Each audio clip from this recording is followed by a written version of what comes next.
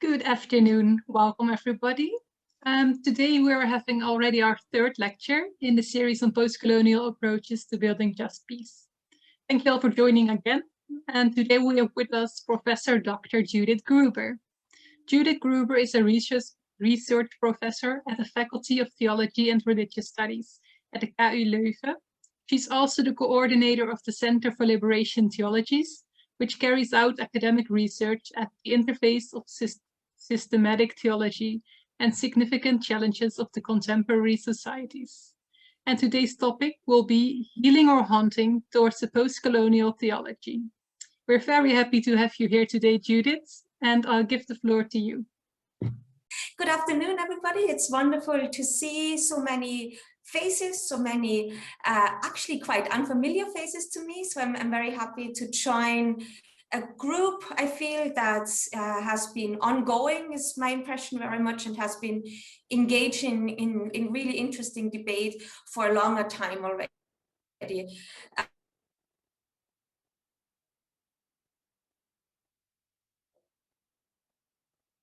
Ideas around postcolonial theory and how that might actually contribute to theology. So I've been able to learn quite a lot already from the first two lectures. And the question I would like to pick up on is really the question of what do postcolonial studies really mean for theology today? This is a question that I think both Fernando and Friederike have already kind of prepared the grounds for when they've, in the first lecture, showed us and introduced us to I think we could say the aporias of postcolonial theories, right? So what does talking actually mean? What are the complicated politics of representation that postcolonial theory introduces us?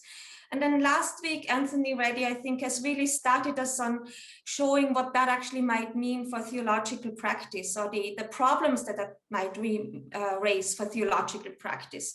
He really kind of put the finger on the complicity of theology, and he showed us he pointed us to the deep running collusion that theology has with imperial power, and he showed us also how these collusions, these complicities actually resurface today in public and political discourses in ways that we might not even necessarily recognize as theological in the first place, right? So there's some kind of a sacralized theology, I think is the argument he was making last time, a sacralized theology going on. But that, of course, doesn't mean that theologians then don't have a responsibility to unearth those complicities and really take them on as part of the heritage of the Christian tradition, and also to grapple with that heritage. And this is something along those lines of questioning I would like actually to continue today. So I will speak as a systematic theologian.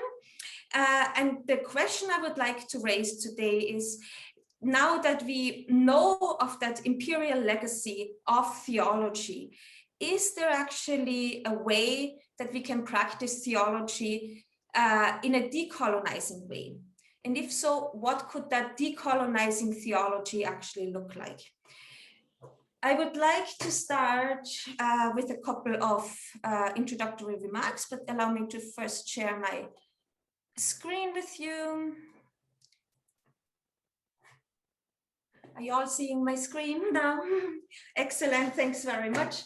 So I'd like to start with a couple of introductory remarks around the question, my kind of guiding question today, which is, how can we practice theology in a way that may be decolonizing? And those introductory remarks, I think, really serve to place what I have to say within the broader theme of that lecture series, where we have seen that building peace with justice actually requires a deep analysis of conflicts. And I think both Fernando and Friederike have really showed us that this includes an investigation of how power relations have been shaped through conflict, and how these power relations continue to live on even after peace has been made, right? And so these asymmetries, these conflicts continue after official peace has been made. So once we think in that kind of complex way about peace, we see that peace building is considered as a long-term project that requires a profound transformation of all kinds of social relations.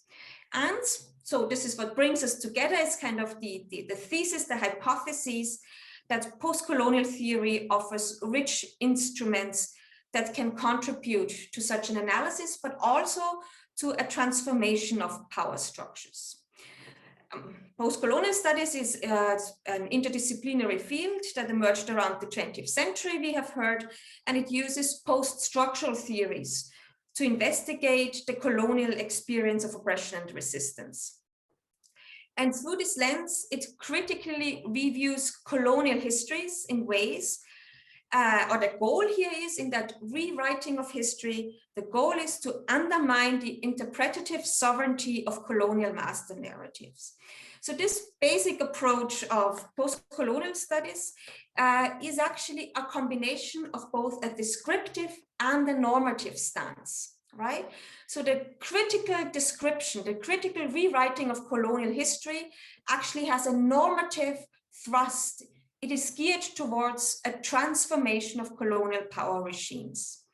And crucial, I think we have already heard that too, of course, is the insight of the interplay of power, knowledge, and being.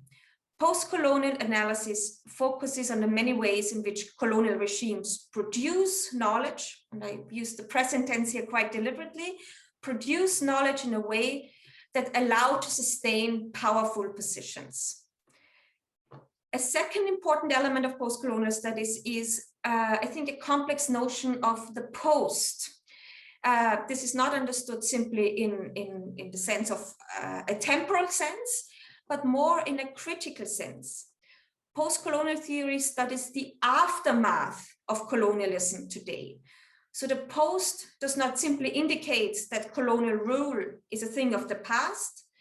Rather, post-colonialism investigates how the triple violence, the threefold violence of colonialism, and this is political violence through oppression, economic violence through exploitation, and cultural violence through negation. So how these entangled forms of violence actually live on in multiple forms in the crisis that we face today, from the climate crisis to an ongoing asymmetry in gender relations. I think there's a lot of theories who would actually allow us to trace this back to a colonial framework, colonial power knowledge regimes. So post-colonialism is the academic study of the legacy of colonialism. It examines power relations that sustain neo-colonialism, and thereby they put a particular focus on the social, the political, and the cultural narratives that surround and that shape the colonizer and the colonized.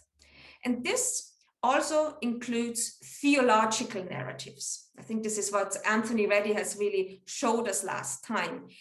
Theology has been a latecomer to this critical investigation of its own complicities in how power is being constructed. So theology is a latecomer, but now there is actually a growing body of research that reveals just how intricately theological knowledge production has been entangled into colonial regimes of power and knowledge. Such a post-colonial rewriting of the Christian tradition exposes how theology has served as a technology of power in order to buttress, in order to sponsor colonial regimes. And what has happened, of course, in that collusion with empire is that a deep imperial bias has inscribed itself into the Christian tradition. Again, I would like to remind you of Anthony's picture of the white Jesus, of the white Christ, that many of us might just consider normal. That means, with Judith Butler, normativized, and also kind of blinding out other options of how Jesus could look like. So a deep imperial bias has inscribed itself into the Christian tradition. Now, as a theologian, I'm making a very bold claim here and say, and just state or feel that I defend that if we want to hold on to a normative approach to theology, a normative approach that would like to see in the tradition also resources for power critique, resources that can be life-giving, right? Then when we would like to hold on to that normative perspective, we could perhaps also use a post-colonial rereading of colonial power knowledge regimes in order to see how theology has also fostered complex tactics of survival within the necropolitics of empire, right? So I think what a post-colonial rereading of the Christian tradition might accomplish, might do, is both showing the deep-running complicity, but also how theology has been activated to support survival, to support living on this in face of empire, in face of the deadly force of empire. The point here is precisely that this does not actually salvage the Christian tradition, right? The point is, by holding on to this normative idea, is not to say, okay, in the end, we can hold on to the idea that Christian tradition is liberative, and then there have been a few of kind of perversions of Christian tradition in which it has colluded with empire. I think once we use a post-colonial critique of the Christian tradition, what we actually come to is the profound and unresolvable ambiguity and ambivalence of the Christian tradition, right? So what we have as theology can actually serve both in a life-giving and in a death-dealing way. So for theologians, such a post-colonial approach to Christianity actually poses major challenges. And a post-colonial history of Christianity shows how the Christian tradition has been shaped in an interplay of power and knowledge, and it thereby exposes the many and irresolvably discrepant different ways in which Christian identities have been lived out and have played a political role.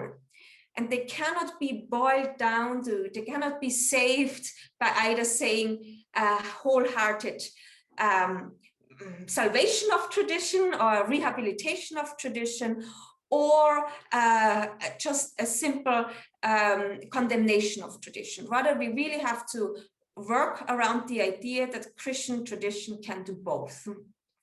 This means post-colonial theory exposes a dazzlingly diverse range of Christianities in the plural. And it shows that the Christian narrative has served both for liberative and oppressive purposes.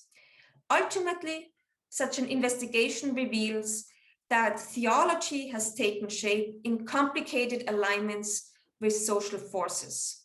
The result, as I said, is not a clear picture of Christianity, but it exposes the messy realities of Christianities. And this raises a profound theological question, right? And this is the question I would like to address today. Can we practice theology in a way that can actually be honest about these messy complexities of Christian lives? And if so, how can we do that?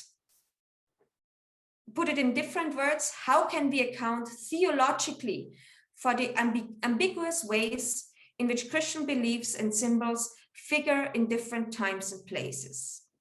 So my hypothesis or my preliminary response to this question that I pose to ourselves today is that only when it recognizes, only when we reckon with these constitutive entanglement of theology into hegemony, only when we really find a reckoning with that, then can theology perhaps undo the imperial bias that has inscribed itself into the Christian tradition in its complex alliances with empire.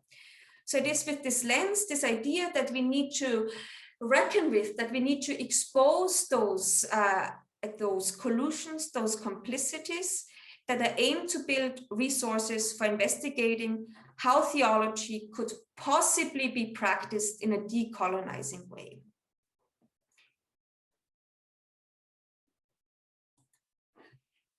To substantiate my first initial response here and to develop a more sustained response, I would like to invite invite you to follow me here to Belgium, to come to Belgium here with me,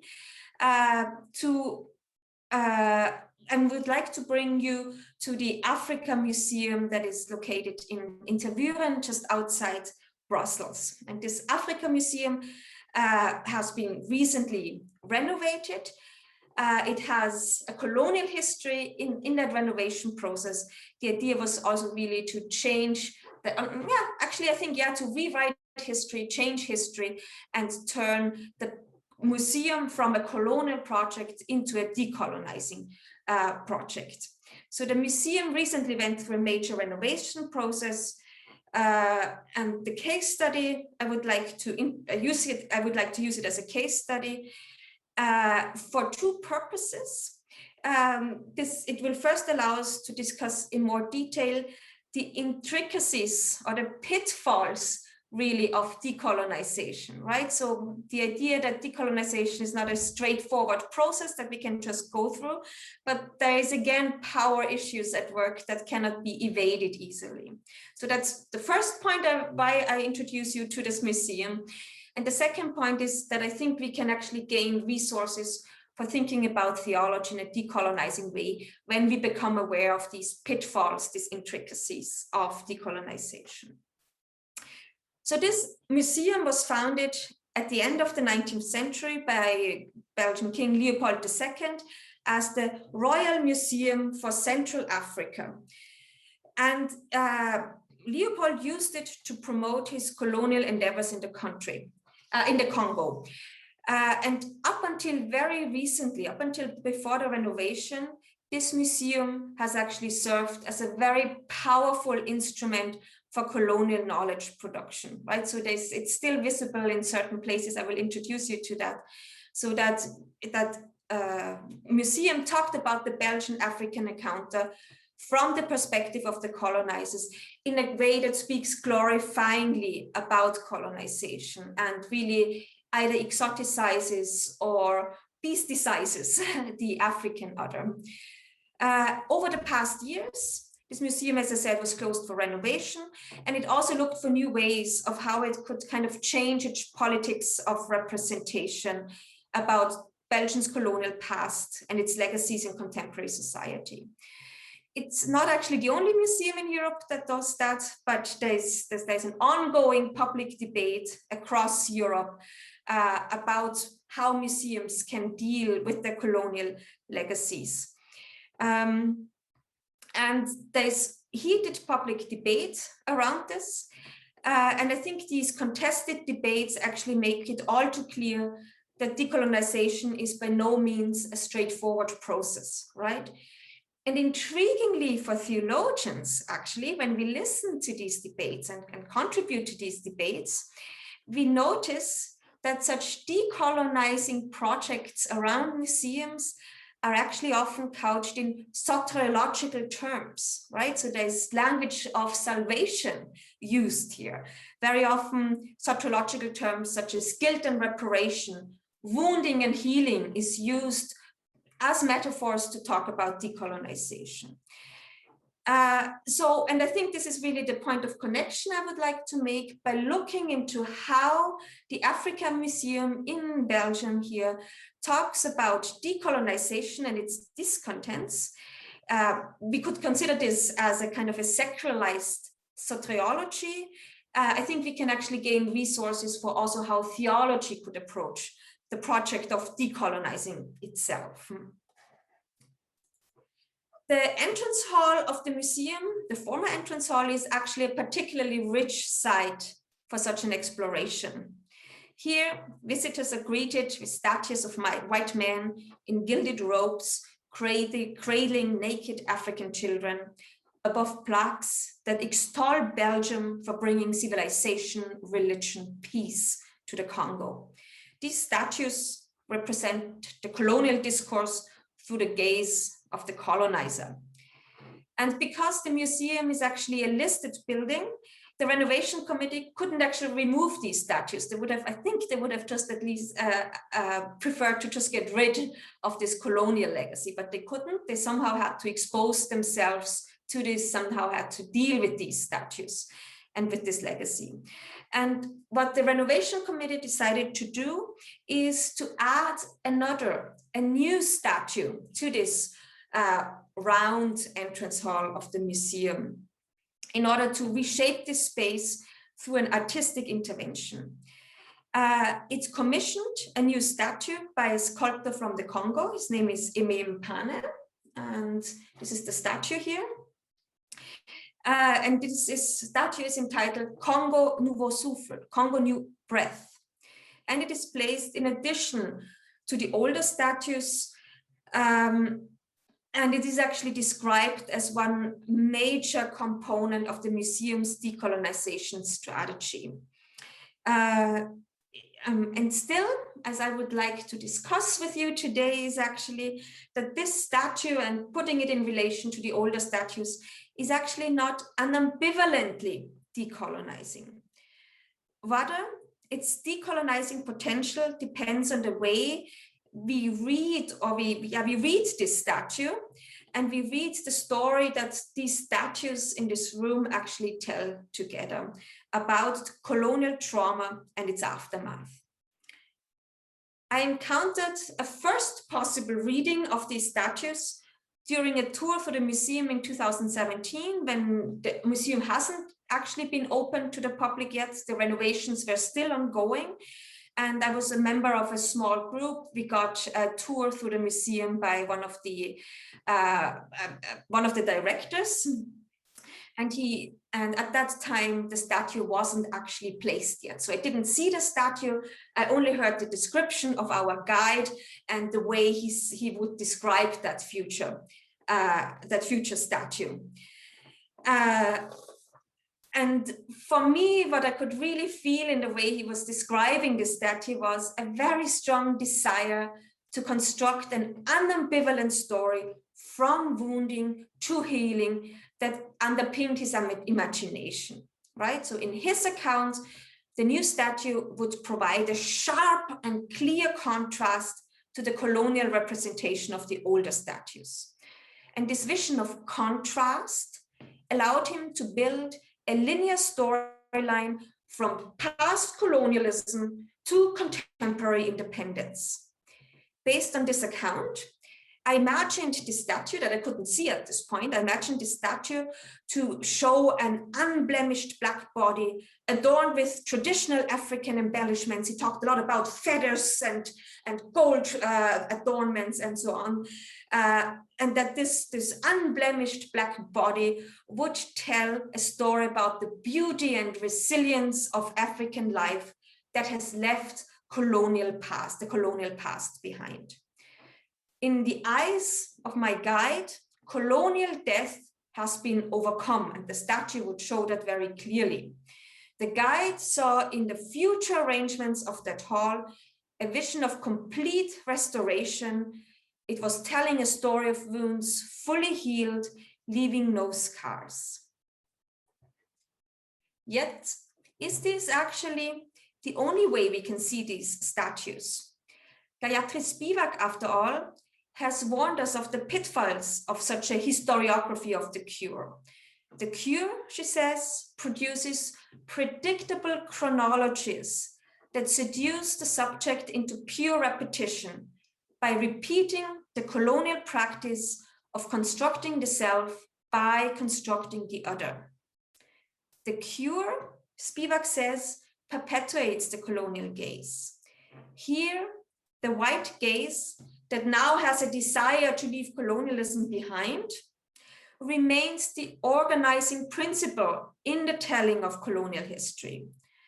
The white gaze utilizes a vision of seemingly unblemished Black flesh to absolve the colonizers from the historical guilt, and it thus continues to instrumentalize Black bodies for the self-definition of the colonial masters. Spivak therefore argues that the cure re-establishes white sovereignty over the interpretation of the colonial past.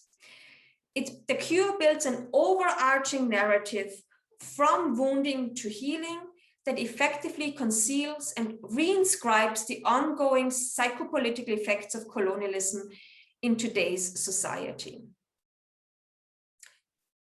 So is there perhaps a different way, one would wonder, a different way of how we could see the colonial past in these statues?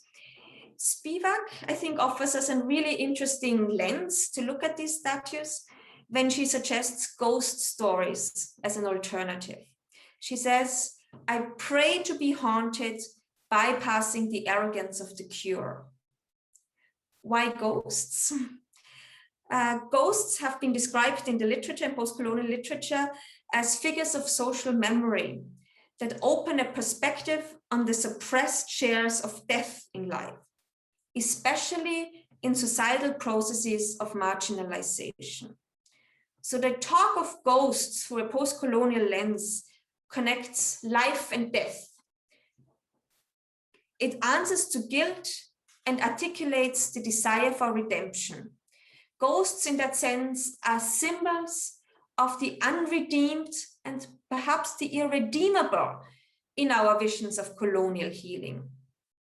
So the vision of ghosts, too, like the cure, is concerned with death and life, guilt and justice, suffering and redemption.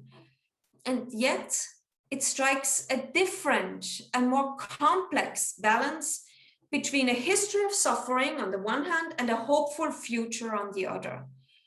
The cure reiterates exclusion by concealing the shameful shares of death in histories.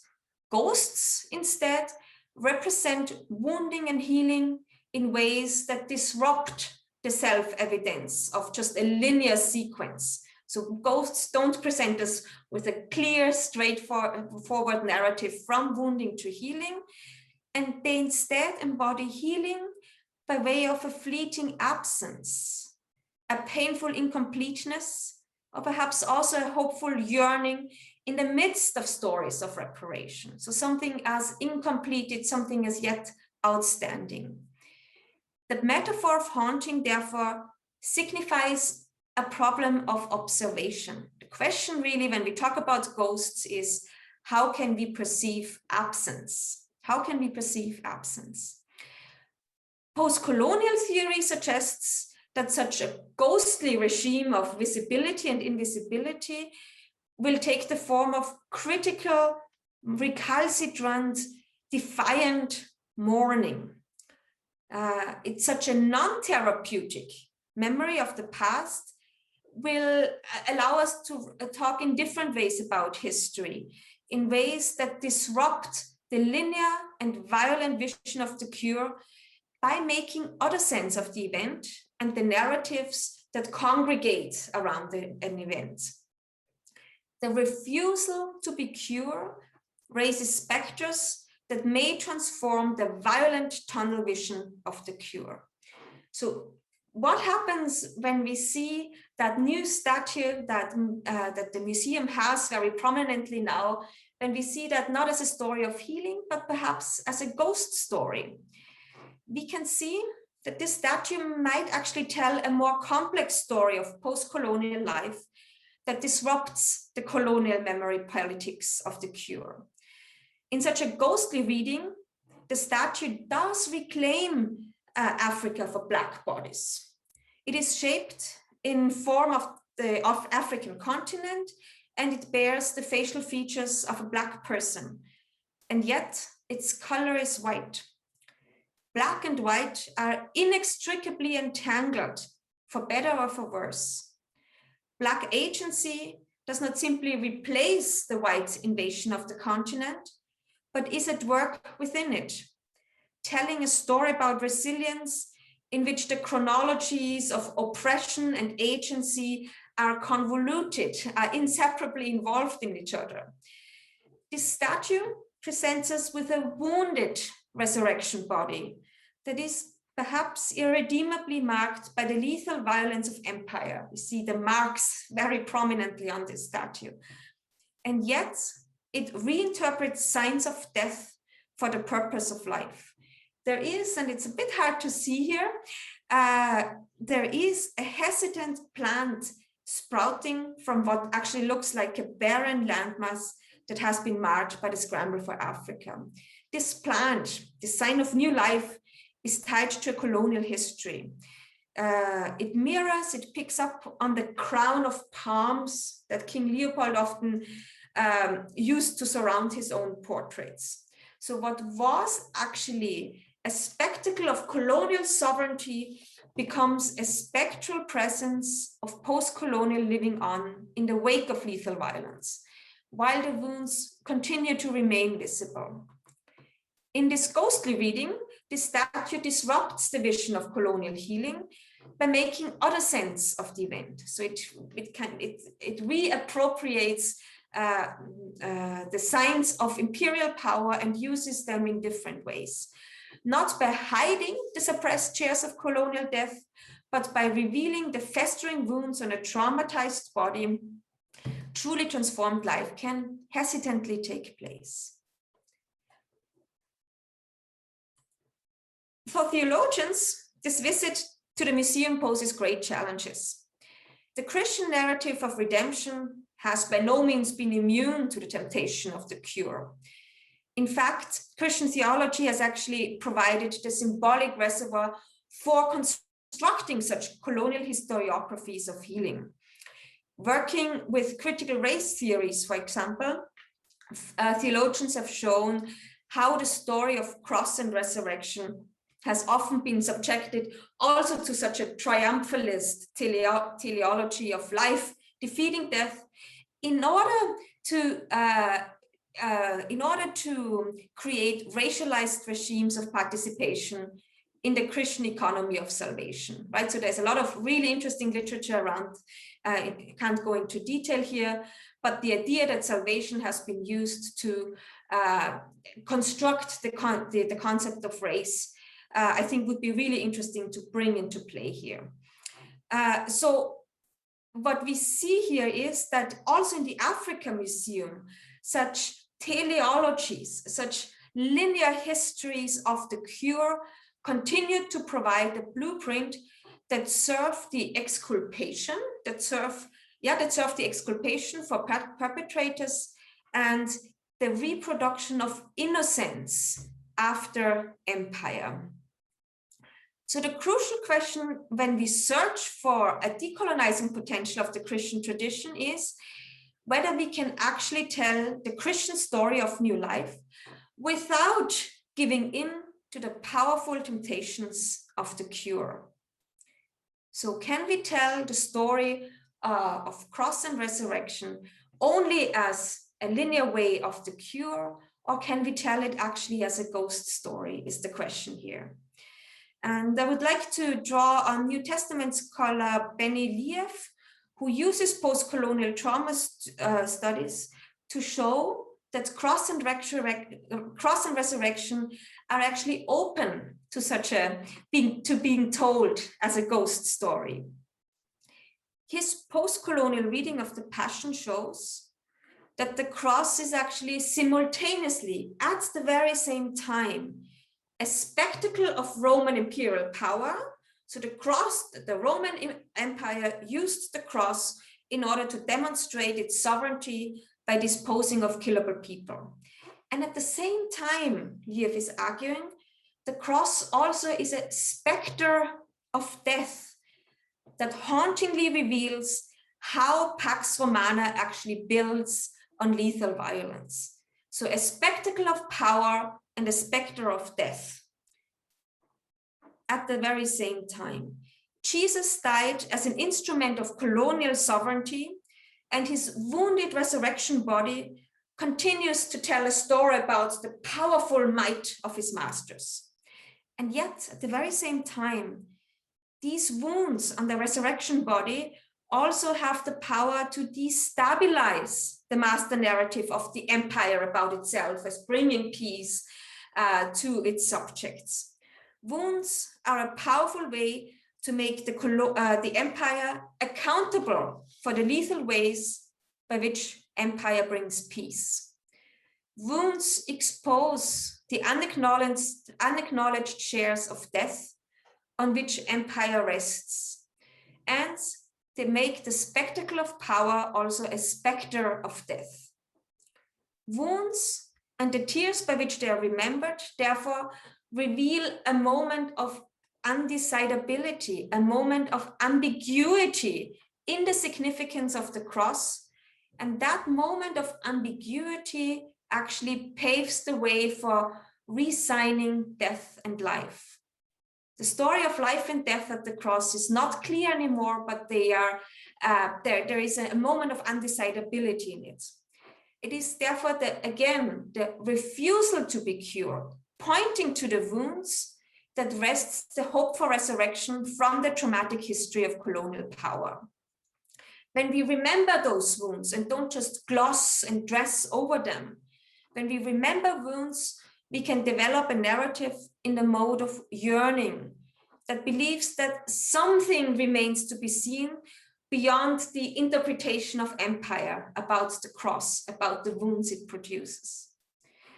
Resurrection, therefore, and I think this is the crucial point I want to make, resurrection in these haunting rereadings is not simply a straightforward triumph of life over death, right? So life doesn't just happen after death. Instead, it emerges from these undecidabilities and is only confirmed through a hermeneutics of wounds and tears. It is here again the refusal to be cured that carries seeds for salvation. Thomas has to touch gaping wounds in order to see the Lord and believe. It is through Mary's tears at the empty tomb that a vision of new life emerges. So when we reread Cross and Resurrection as such a ghost story, we no longer have a triumphant, a clear narrative from death to life, but we do see new life that emerges from the midst of suffering and tied to the wounds of suffering that remains, that lives on. So a much more complex narrative of how life actually happens in the wake and in the midst of suffering. I would like us to take 4 crucial insights from these rereadings in the African Museum and of the Passion story. First, the transformative power of haunting. We have seen that the refusal to be cured is actually of profound soteriological relevance. The soteriology of the cure replaces wounds with a new vision of flourishing life that actually makes us blind to colonial trauma. Therefore, it does not bring real transformation. Haunting, on the other hand, or ghost stories on the other hand, talk about scars that remain and therefore can unsettle the sovereignty of colonial healing. Haunting turns to wounds and tears as the new organizing principle of soteriology, and it wrests hope for resurrection from the lethal logic of colonial politics by assigning a different significance to the spectacle of political death. So political death does not only mean what the colonial masters wanted to mean, but there is an instability to that meaning. Yet, when we turn to wounds, when we remember wounds, when we refuse to be cured, we don't actually glorify suffering. That is not the point. Instead, and this is the second insight, ghosts present us with a problem of absence. When we pray to be haunted, we raise a very specific question. And that question is this: how do we begin to see the unacknowledged chairs of death in colonial and post-colonial arrangements of visibility? All right, so once we raise the specters, the question is, what do we see and what don't we see actually? So how can we tell new stories about or outside, beyond the colonial master narrative? This means that ghosts don't actually have a self-evident presence in memory regimes. Ghosts aren't just there, but we need a specific hermeneutics. We need to want to see those ghosts. Haunting, this is the third insight, is actually, I would like to take us away here, is haunting, as Spivak puts it, is a way of reading that traces the invisible and the unsaid in seemingly self-evident representations of the past, right? So ghosts are not simply there, but we need to want to see ghosts. We need to be brave enough to see those unacknowledged chairs of death. And that requires a specific way of reading. Yet, once we see ghosts, that doesn't actually, and this is my last insight I would like us to use here, is that does not automatically lead to more inclusive politics. That does not automatically lead to decolonization. Ghosts do not simply represent kind of an interruption from outside that simply adds what has been missing. Ghosts work differently. Ghosts insert themselves as an absence, as something we don't quite see yet. They insert themselves as a gap into the order of colonialism. So ghosts, a ghostly way of seeing things doesn't simply replace what we already see, but it disrupts, it ruptures what we normally see. And this rupture actually doesn't solve anything, doesn't just implement new politics, but it goes deeper. It functions on a more profound level. It brings us to the questions of, well, what do we see actually? And who gets to say what we see, right? So ghosts do not simply have a new politics, a more equitable politics, but ghosts question, allow us to raise questions about what we see in the first place.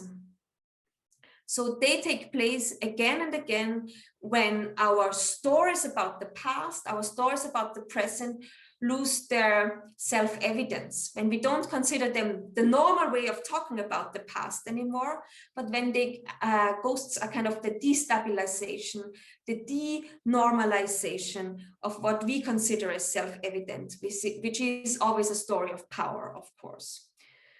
So not a new political system, but a rupture that is always close to disappearing, but also always close to re-emerging at the same time, right? So a fleeting, not a fixed institution, but kind of a fleeting event of rupturing what is considered normal, what is considered as self-evident.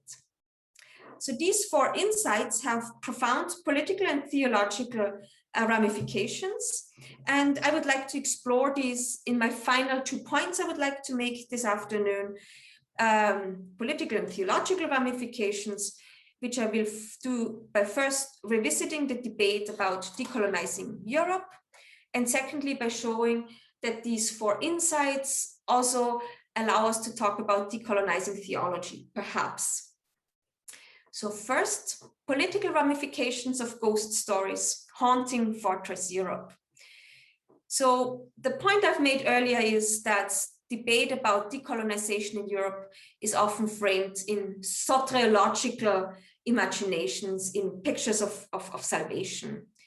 And I think we've also seen that there is the temptation to couch these into regimes of the cure.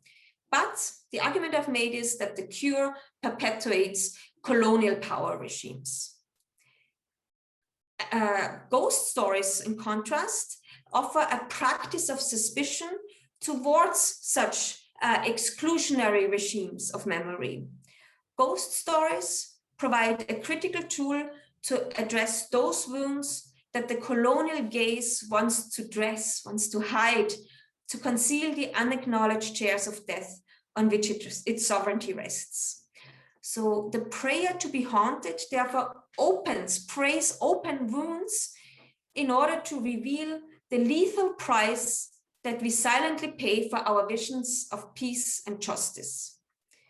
Just like Jesus' traumatized resurrection body becomes a specter of death that reveals the violent productions of Pax Romana, of Roman peace, so does a scrutiny of the wounds in the aftermath of modern colonialism disrupt our powerful desire for the cure that actually refuses that refuses to acknowledge the very real and ongoing effects of colonial trauma. There are unjust, racialized asymmetries today in the global distribution of resources that continue to perpetuate colonial power structures and continue to produce death for the benefit of a view. And when we talk about decolonization as accomplished healing, it is actually a very powerful instrument to not acknowledge the ongoing legacies of colonialism and the way some benefit from them and the way we benefit from them. When we refuse to be cured, however, we cannot look at that statue in the museum that is called New Breath without remembering the countless dead bodies that are washed up at the Mediterranean shores of Europe. Drowned bodies suffocated like Jesus on the cross. Through a scrutiny of colonial wounds, we begin to see that these bodies too die as victims of post-colonial violence.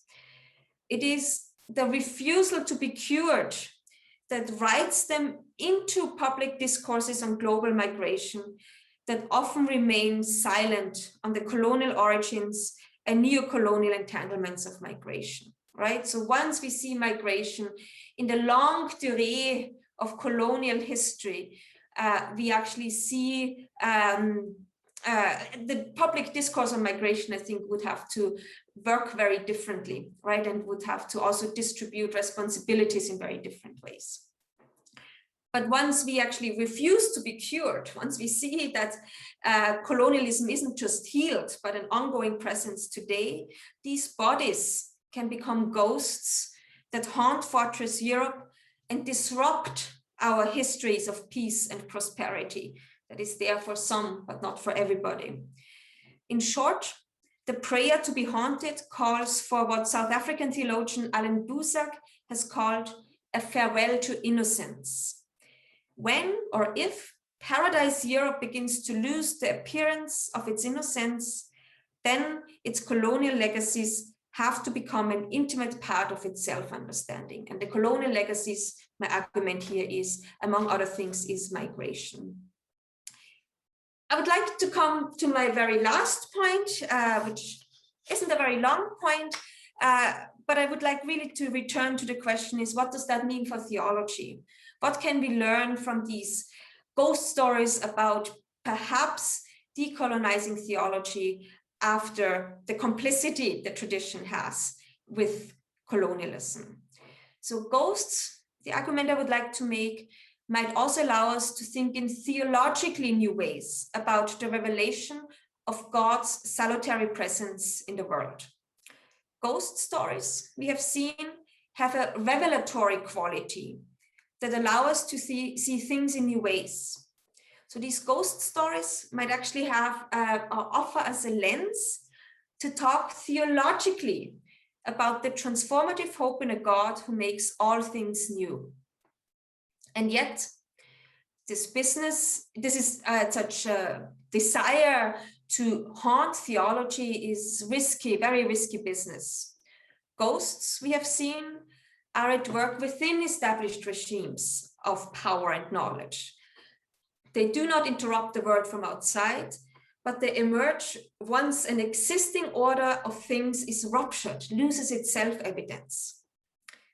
Spivak therefore says that ghosts are always dependent or even parasitic on the regimes of power and knowledge out of which they emerge. Spivak therefore says that the ghost dance ultimately cannot succeed.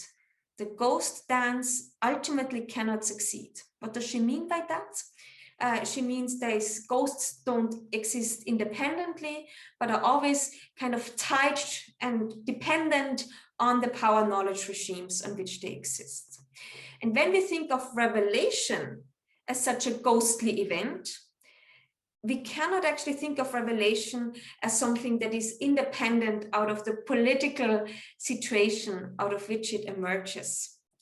And therefore, revelation cannot be consolidated into a clearly definable proprium, something that theologians, that Christian believers just have at their disposal and then can introduce into political discourses to say, but we offer liberation. God offers liberation. Rather, what liberation means is actually emerging in contingent ways from political situations of oppression. Thinking of revelation in this way as a ghostly activity, and this is crucial, deprives us of the idea that there's an absolute origin to the Christian tradition. And it makes it impossible to think of tradition as a progressive unfolding towards ever greater truth. When the revelation of new life emerges from contingent political situations, then we cannot consolidate it into a proper, self-standing tradition. In short, when we think of revelation in terms of a ghostly event that ruptures hegemonic narratives, we are confronted with the contingency, the particularity of transcendence, right? Transcendence not as something that is opposite our world, but as something that emerges whenever our world loses its powerful self-evidence. And this insight actually brings theological intuitions to the fore that have deep roots in Christian traditions. Insofar as Christian God talk is incarnational theology, right? Insofar as we talk about God's presence in terms of incarnation, we have Christian theologians talk about these contingencies of God talk. Michel de Certeau, a Jesuit, describes such knowledge actually as the founding experience of the Christian tradition, the knowledge that transcendence is contingent. He says, the tomb of Christ is empty, and on the way to Emmaus, the resurrected Christ disappears as the disciples finally recognize him.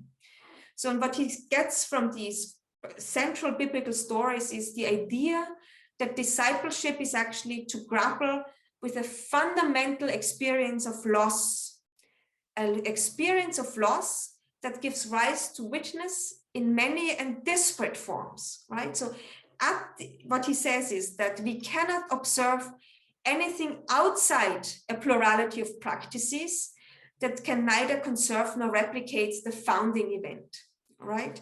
The founder disappears, Certeau says. It is impossible to grasp and detain the founder. But at the same time, this experience of loss, this experience of not actually having a profound, a given, a foundational origin, also gives rise to many different practices that try to give witness, that try to represent the origin in many different ways. And because Christian tradition is built on such a fundamental loss, on an emptiness in a way, Certeau argues, Christian theology does not actually have a language of its own or a permanent safe place from which it can speak. Rather, it is performed by way of a specific way of talking that Certeau describes as a conversion of existing discourses. Lacking a home and missing a mother tongue, theology is at work by hauntingly making sense of events and the narratives that congregate around them. To use a quotation I used earlier when we talked about the statue and the crown of palms that is coming out of it. The precise nature of this difference that Christian witness establishes in other discourses is fleeting, remains undefinable. It really emerges from particular political situations, is inextricably tied to them.